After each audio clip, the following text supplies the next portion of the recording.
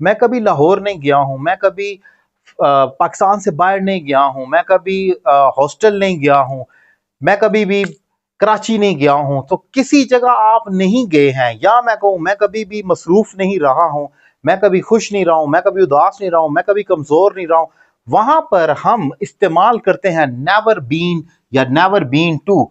अब ये क्यों और कैसे इस्तेमाल होता है, आप अक्सर सुनते होंगे, आप नेवर बीन बिजी, मैं कभी मसरूफ नहीं रहा हूं। अब इसका स्ट्रक्चर क्या है, मीनिंग क्या है, और ये क्यों ऐसे बनता है, इस पॉइंट को डिफाइन करूंगा। एग्जाम्पल से सीखते हैं। अगर मैं कहता हूं I have never been to Lahore, इसका मतलब यह है I have never gone to Lahore, मैं कभी लाहौर नहीं गया हूं। लेकिन उसी को अगर मैं ये कहूं I have never been to Lahore, तो ये ज्यादा परफेक्ट और एक्यूरेट होगा। अब क्यों होगा, उसकी वजह यह है कि मैं कभी लाहौर नहीं गया हूं, गया हूं, या मैं कहूं मैं कभी भी लाहौर नहीं जा चुका हूं, तो आपके फौरन माइंड में आ गई तो प्रेजेंट परफेक्ट टेंस है। ठीक है, यही पॉइंट है कि ये प्रेजेंट परफेक्ट टेंस है।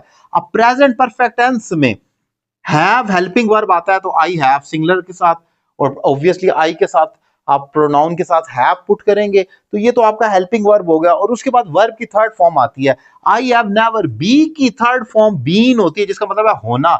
मैं कभी भी लाहौर नहीं रहा हूं, यानी कि नहीं कभी लाहौर हुआ हूं, तो वहां पर बी की third form B W N been आ जाएगी। आपने थर्ड फॉर्म पुट करनी थी ना प्रेजेंट परफेक्ट में, तो I have never been to Lahore. To तो प्रपोजिशन है, किसी जगह के लिए इस्तेमाल होती है, तो वहां पर आप कहेंगे I have never been to Lahore.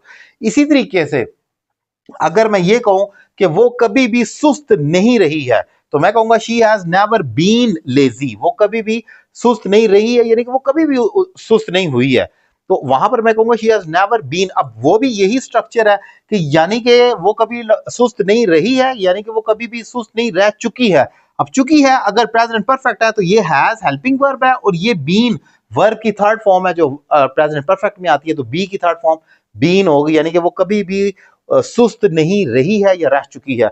So point आपने देखा इंपॉर्टेंट कि हम इस्तेमाल क्यों करते हैं नेवर बीन टू। इसका मतलब है कोई चीज जो माजी में नहीं रही है, वहां पर नेवर बीन टू आता है। या रही है, अगर मैं कहूं वो तो हमेशा बहुत खुश रहा, he has always been happy, तो कोई भी चीज जो माजी में रही है या रह चुकी है, वहां हैज बीन या हैव बीन का इस्तेमाल किया जाता है, जो कि प्रेजेंट परफेक्ट है। अगर आपको वो ना समझ आए, फिर भी आप इतना समझ लें कोई भी चीज जो माजी में रही है उसके साथ हैज बीन या हैव बीन आएगा। इंपॉर्टेंट लेक्चर था, मैंने डिफाइन किया।